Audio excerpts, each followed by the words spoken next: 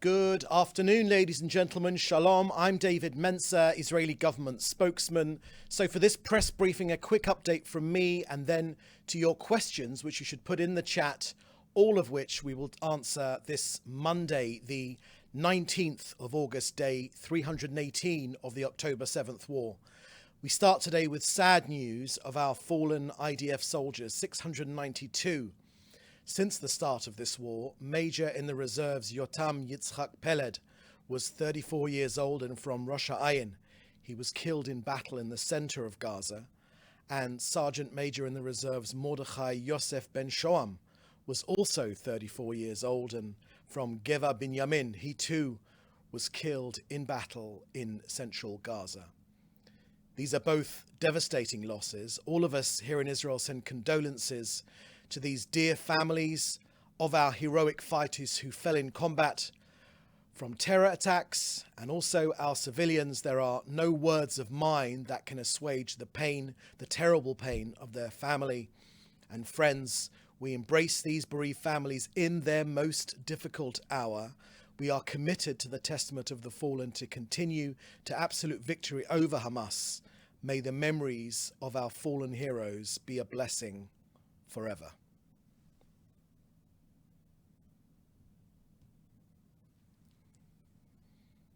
Next, on Secretary of State Blinken's visit in Israel today, meeting with our president this morning, the Prime Minister, the Defense Minister, together with other senior ministers and officials. The Prime Minister met with the Secretary in his office in Jerusalem today. It was a positive and good-spirited meeting, a 3-hour-long meeting. The Prime Minister reiterated Israel's commitment to the latest American proposal regarding the release of our hostages, all the while taking into account Israel's security needs. Israel greatly appreciates the efforts of the US to dissuade Hamas from its refusal to agree to a deal for the release of our hostages. The Prime Minister stands firmly by the principle that the IDF will physically remain on the Philadelphia corridor, the border with Egypt, to prevent the resupply of Hamas's deadly weapons. The negotiations continue. We are working to create a framework agreement based upon the principles presented by the US in May to get our people home and achieve the other goals of the war. Just in the last 24 hours, we have seen Palestinian terror attacks. Gidon Peri, a 38-year-old Israeli father of 3 and a husband, was murdered by a Palestinian work colleague. Why? Simply because he was a Jew and an Israeli. Last night, a terror attack in Tel Aviv with Hamas claiming responsibility. This was a significant terror attack which was averted yesterday in Tel Aviv. The Palestinian with a backpack loaded with explosives exploded his charge that he was carrying before he managed to reach a more heavily populated area. This is often the way with Hamas. On the eve of potential deals to create quiet, to create peace in this region, they always try and have these terrorist outrages in order to inflame the region. It's unfortunately classic strategy, which we've become used to from the dedicated monsters of Hamas. This morning, IDF soldiers were attacked in Ya'ara, on the border with Lebanon by Hezbollah terrorists with drones. Now an update from COGAT and their work coordinating aid into Gaza. COGAT just today released another example of the systematic abuse of civilian and humanitarian infrastructure by Hamas. Yesterday, Hamas fired rockets from launchers embedded near 2 schools and a field hospital in southern Gaza.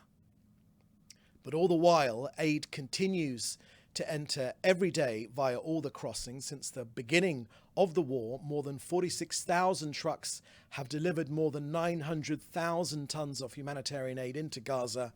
That's 80% more food compared to prior to October the 7th.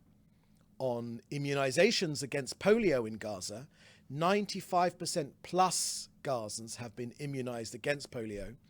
And Israel is working with the World Health Organization and UNICEF to get 1.3 million other vaccines into Gaza. And more info on this is available on the COGAT website and XFeed. So that's the end of our briefing today. I will now take your questions, which you should put in the chat together with your news outlet. Thank you very much. First question here from Joel Pollack at Breitbart News. Firstly, Joel asks, Secretary of State Blinken said it was the last opportunity for a hostage deal. What makes it the last, or is that a political deadline? And secondly, President Herzog made clear that Hamas was refusing a deal. Why did Blinken appear to blame both sides? Thank you very much for those questions, Joel Pollack from Breitbart News. Look, I think those are questions for Secretary of State Blinken, but the Prime Minister has said that, for this deal, many had claimed for months that Hamas would never agree to give up on its condition to end the war and remain in power as a condition for the deal, and proposed giving in to Hamas's demands. The Prime Minister said that they were wrong then, and they are wrong now.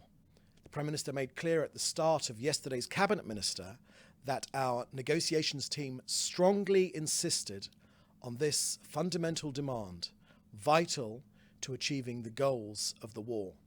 Of course, the talks are ongoing and Israel is committed to them, but the Prime Minister has made clear that Hamas has changed its position. The Prime Minister insisted that Israel remain in the Philadelphia corridor in order to prevent terrorists from rearming.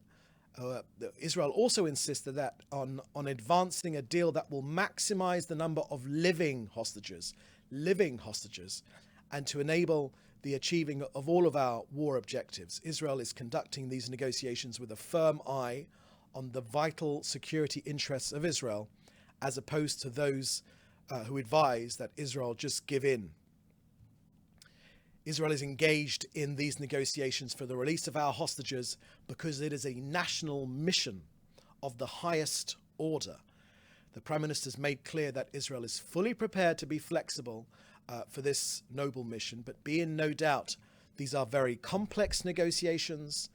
Hamas is a murderous terrorist organization that is both simultaneously obstinate and at the same time uninhibited in its wickedness. Hamas did not even send a representative to the talks in Doha.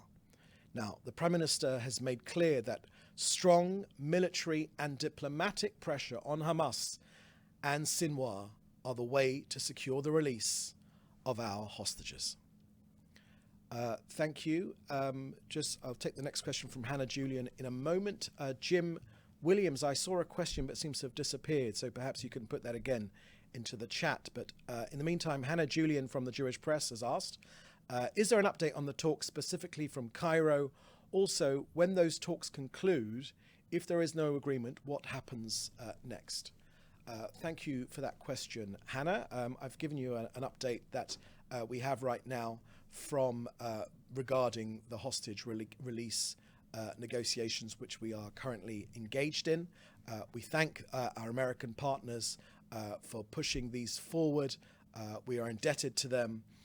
But once and again, it is always Hamas which walks away at the final moment. Again and again and again, this has been shown over the last 10 months. We are in favor of negotiations and for them to be concluded successfully, and Hamas keeps walking away. Okay, that seems to be the last question here, unless there are any more other questions. No? Good. Well, in the meantime, thank you for joining us today. We'll have another briefing tomorrow at the same time. So please do stay safe, and thank you for joining us. Bye-bye now.